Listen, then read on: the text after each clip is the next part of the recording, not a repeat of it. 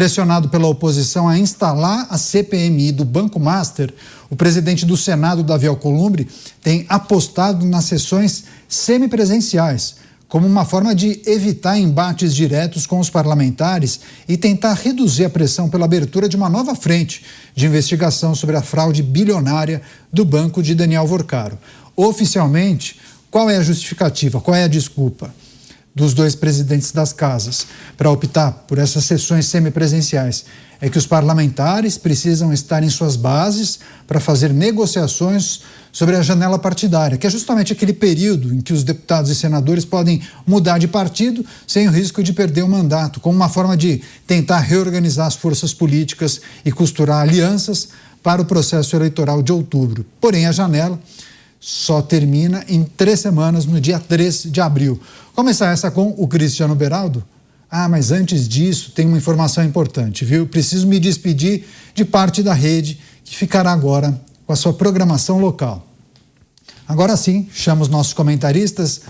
Você, Cristiano Beraldo, você acha que o termômetro ou a temperatura de uma sessão semipresencial é diferente da presencial? E aí o caso do Banco Master, digamos, acabaria ganhando menos notoriedade? Você acha que acaba sendo uma estratégia para esconder um pouco as discussões numa sessão semipresencial? Neto, pode até ser uma estratégia, só que nós precisamos lembrar que a Câmara é composta de 513 deputados e o Senado de 81 senadores.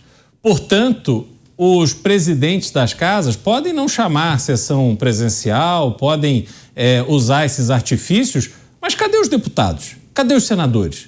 Todos sabem da importância do caso, todos estão cientes das repercussões que o Banco Master cria no ambiente público brasileiro, não é só no político, não, porque vai muito além da política esse caso. Por que eles não vão voluntariamente a Brasília? Por que os líderes não se reúnem? Porque ninguém está proibido de ir a Brasília, acessar seus gabinetes, o Congresso Nacional. Por que eles não se movimentam e se mobilizam? Porque, na verdade, não se pode colocar a culpa e a responsabilidade apenas nos presidentes das casas, não. Há, sim, no ambiente político, um esforço para que este assunto perca atração. E aí nós vamos observando, você estava citando, Caniato, o papel fundamental da imprensa para colocar às vistas do público informações importantíssimas do que acontece no Brasil, mas há também aqueles veículos que vão manobrando e vão colocando ali as informações a conta-gotas, porque tem uma agenda própria em toda essa discussão, que quer conduzir a opinião pública. Por isso a gente tem que valorizar tanto o trabalho feito aqui na Jovem Pan, porque aqui os fatos são expostos e colocados e a gente faz uma reflexão muito ponderada sobre aquilo que é o Brasil e tudo isso que está acontecendo. O que nós precisamos ter é iniciativa, é observar quem está tendo iniciativa, quem foi atrás, quem está ali aguerrido e atuando de forma efetiva para dar consequências a tudo isso que está sendo descoberto. E aí a gente se depara com a realidade. Muito pouca gente está de fato trabalhando e muitos estão se escondendo atrás dessa história de que, veja, o presidente do Senado convocou reunião semipresencial, o presidente da Câmara disse que pode votar de forma remota. Ora, isso não é desculpa o suficiente. Pois é, deixa eu só lembrar na nossa audiência, daqui a pouco toda a rede Jovem Pan estará com a gente, vão acompanhar na íntegra o comentário do Bruno Musa, mas eu quero lembrar que você que nos acompanha, rádio, TV aberta, TV fechada, emissoras de rádio espalhadas por todo o Brasil, internet, você pode participar do nosso debate. A pergunta que nós fizemos no portal da Jovem Pan, diante das conexões de Daniel Vorcaro com figuras importantes, figurões de Brasília, você acredita que o banqueiro permanecerá preso em regime fechado? O STF vai julgar amanhã essa prisão. 2 opções, sim ou não. Você acha que sim, porque o caso é grave, não há como ignorar possíveis crimes cometidos? Você acha que não? A justiça vai entender que ele não oferece riscos e, por isso, pode aguardar o julgamento em domiciliar. Aguardo o seu voto. Agora sim, recebendo a rede Jovem Pan, todos conectados com a gente. E você, Musa, essas discussões em relação à CPMI do Banco Master E a estratégia do presidente das casas é assim que muitos veem. Ao eliminar a possibilidade de obrigá-los a participar da sessão presencial, esvaziaria a presença dos parlamentares lá em Brasília e a cobrança ficaria menor. Faz sentido? Eu concordo 100% com o que o Beraldo falou, eu só vou fazer uma pontuação aqui. Quando você disse, Beraldo, que tem muita gente que não está trabalhando, eu vou dizer ao contrário, tem muita gente trabalhando para que esvazie por completo, para que esse fato realmente não venha à tona, mesmo com todas as provas ali estampadas em nossas caras. Fica muito claro, veja, eu sempre falo que se você está andando na rua e é assaltado, o meio de vida daquele ladrão é te assaltar. É asqueroso, é horrível, é condenável, absolutamente tudo.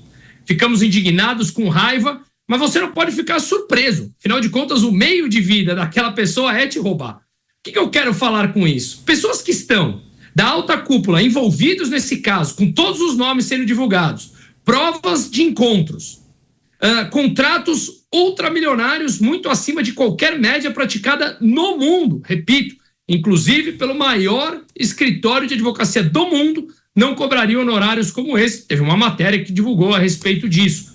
Ou seja, o que nós estamos falando aqui é que essas pessoas envolvidas têm que trabalhar ao máximo, e são pessoas importantes da República Brasileira, dentro dos 3 poderes, para justamente esvaziar esse tema.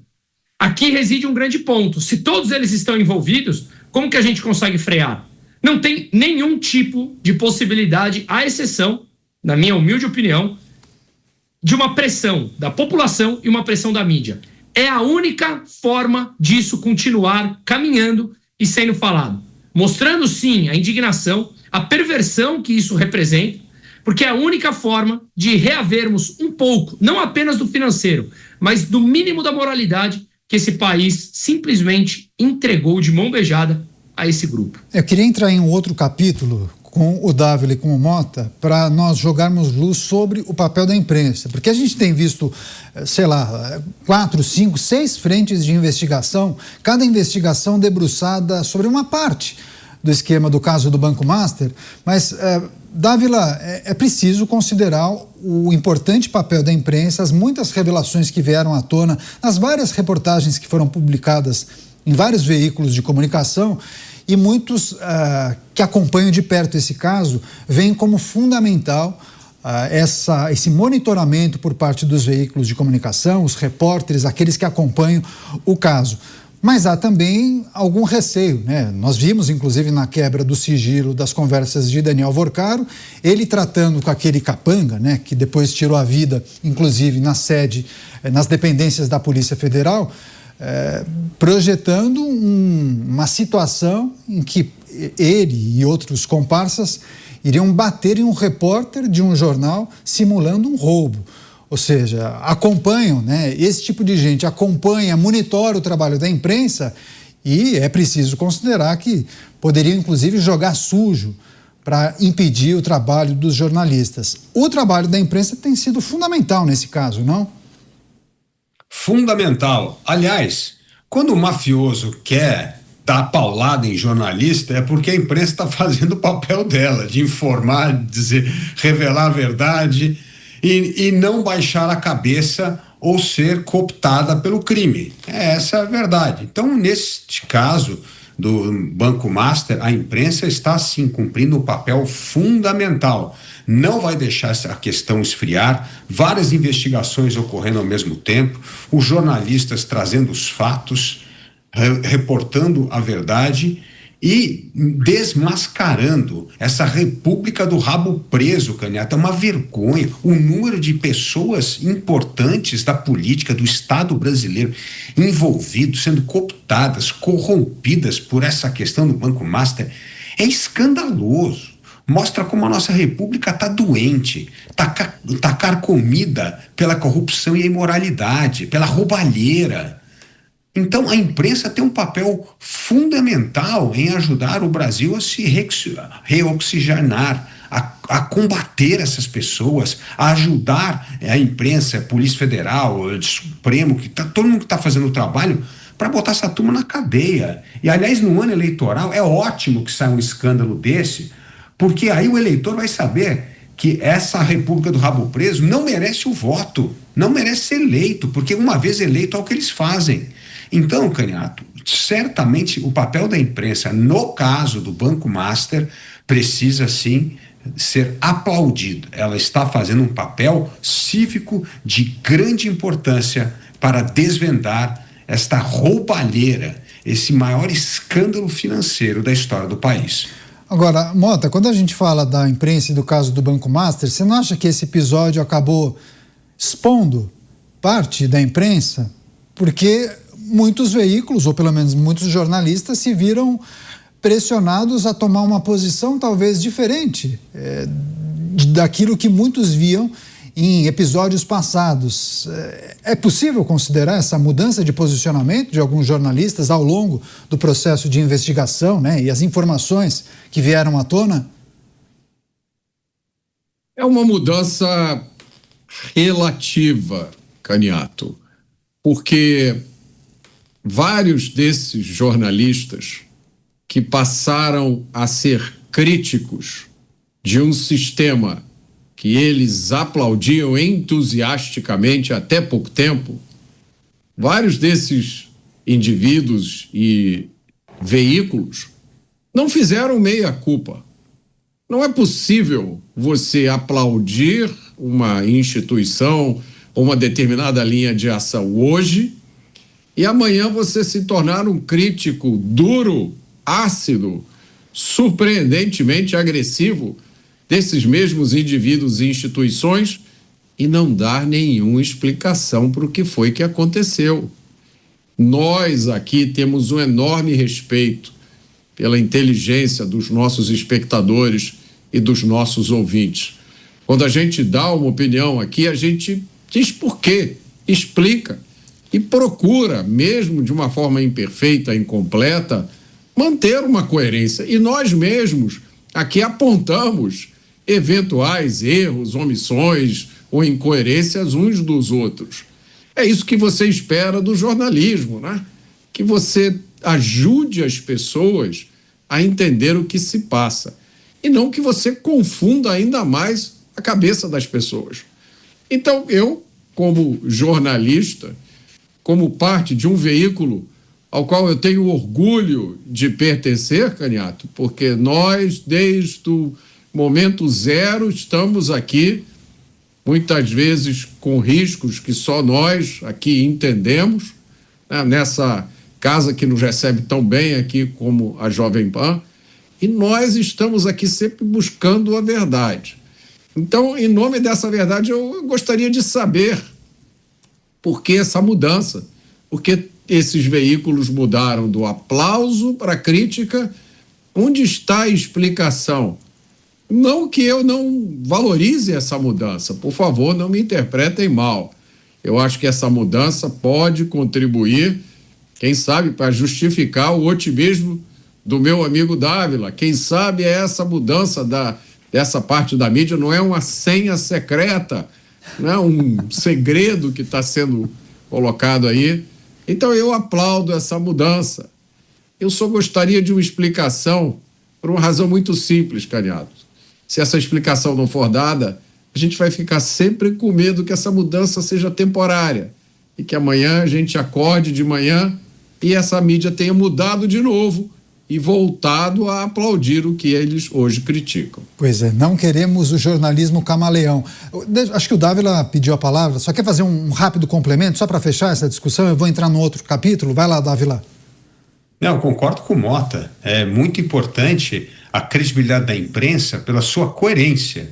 E esta enorme incoerência que há alguns meses atrás, ou anos, era só nós aqui na trincheira defendendo a verdade e a turma defendendo as barbaridades cometidas, então agora mudou. Mas esta mudança precisa ser constante, né, Caniato? Porque jornalista camaleão não ajuda a resgatar a credibilidade da imprensa. Credibilidade é uma questão de constância no posicionamento, na defesa de valores e princípios.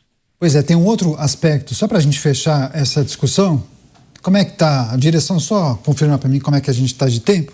Tá, deixa eu passar então para o Beraldo, porque tem um ponto que nós precisamos tratar em relação à possibilidade de uma investigação no Congresso Nacional. Uma investigação mista com deputados e senadores, caso os presidentes das casas permitam a realização de uma CPMI. E aí eu conversei com alguns advogados e juristas que inclusive concederam entrevistas aqui para a gente na Jovem Pan, Beraldo, e eles enaltecem o Instituto, a ferramenta de uma CPMI, principalmente em um caso que potencialmente venha a aparecer figuras da Suprema Corte. Porque entendem, bom, se há uma dificuldade de investigar integrantes da Suprema Corte, na Suprema Corte ou pela Polícia Federal, porque se a Polícia Federal encontra um integrante da Suprema Corte nas provas, por exemplo, nas tratativas, nas conversas, precisaria pedir autorização para a própria Suprema Corte, e aí muitos falam, poxa, mas daí cai naquela história, né? Será que eles não iriam se proteger, aquela história do corporativismo? Daí o entendimento de que seria muito importante uma investigação em outra frente, no Legislativo, uma CPMI com senadores. Porque o Senado Federal é uma casa muito importante, com poderes adicionais à Câmara dos Deputados, que pode, inclusive, abrir um processo de impedimento contra ministros da Suprema Corte. É o que se fala, o que se chama de freios e contrapesos. Beraldo, a gente sabe exatamente quais são as dificuldades e as críticas que foram feitas ao longo dos últimos anos ao Senado Federal. O que esperar de uma CPMI? Por que agora seria diferente? Pois é, Canhoto, e aí a gente se depara com a realidade de que ficam se criando esses caminhos tortuosos que, na verdade, não estão previstos quando se estabeleceu o funcionamento da democracia brasileira. Cada um dos poderes tem instrumentos para fiscalizar o outro.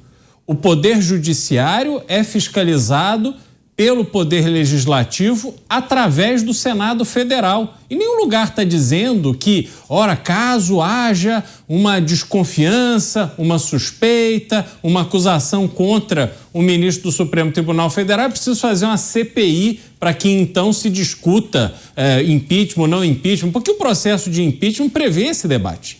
Portanto, o Senado vem sendo omisso, e não no sentido de preservar a manutenção dos membros atuais do Supremo Tribunal Federal.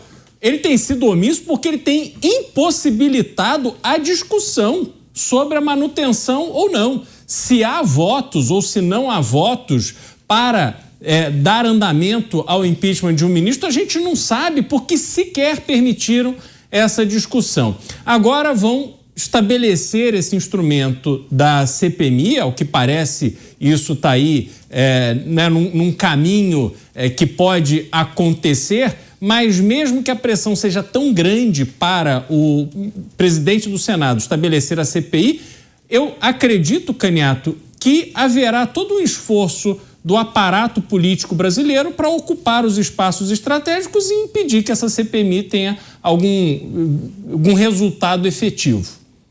Esse é um ponto importante. Claro que a gente vai seguir acompanhando, monitorando, inclusive, as articulações que acontecem lá em Brasília. Deixa eu passar para o Musa, só para fechar essa discussão a respeito da aposta de muitos, né? Muitos acreditam que uma CPMI poderia fazer toda a diferença. É importante lembrar na nossa audiência que é um instrumento importante de investigação, só que não de punição. A CPI não consegue punir. Então ela termina a investigação, pega aquele calhamaço de provas que foram obtidas, as transcrições das oitivas, por exemplo, e envia isso para o Ministério Público. Se tiver gente com foro, aí, naturalmente, Procuradoria-Geral da República. Mas não, a CPI ou a CPMI não tem o poder de punição, tem de investigação, mas não de punição. Você, Musa, só para a gente fechar essa discussão, a aposta é que, caso, por exemplo, o nome de um ministro da Suprema Corte aparecesse, seria muito melhor que a investigação seguisse no âmbito do bojo de uma CPMI. Sim, você falou muito bem. Ela não pode punir, mas ela pode investigar, e isso gera muito holofote. E a gente estava falando a respeito da mídia. Como eu mencionei, a principal mídia de grande alcance no Brasil, meio de comunicação, eu só vi ele virar o canhão da forma como virou agora para o STF em 3 ocasiões. No Collor, no governo Collor, no governo Bolsonaro e agora. Por mais variadas posições ou pelos mais variados motivos, que eu posso não concordar ou podemos aqui concordar em partes ou não concordar, pouco importa. Mas a verdade é que é um canhão virado para eles. E se uma CPMI dá esse poder de holofote amparado com fatos investigados pelo Legislativo, que o Beraldo muito bem colocou, está devendo há muito tempo uma justificativa para a sociedade do porquê é o Legislativo mais caro do mundo e não atua a favor da população, significa que, com esses fatos em mãos e essa CPMI, seja pelo motivo que for, a mídia está com esse canhão virado. E aí sim, a coisa começa a ficar esperançosa no sentido de ser o único caminho viável para que a gente possa seguir dessa maneira. Então eu acho que, independente de aparecer o nome, ou quando aparecer o nome, ou se aparecer o nome de qualquer pessoa envolvida, seja de um ministro ou de qualquer outro peixe grande, não importa. Uma CPMI, ela traria essa visibilidade maior. E aí, consequentemente, a pressão pode crescer.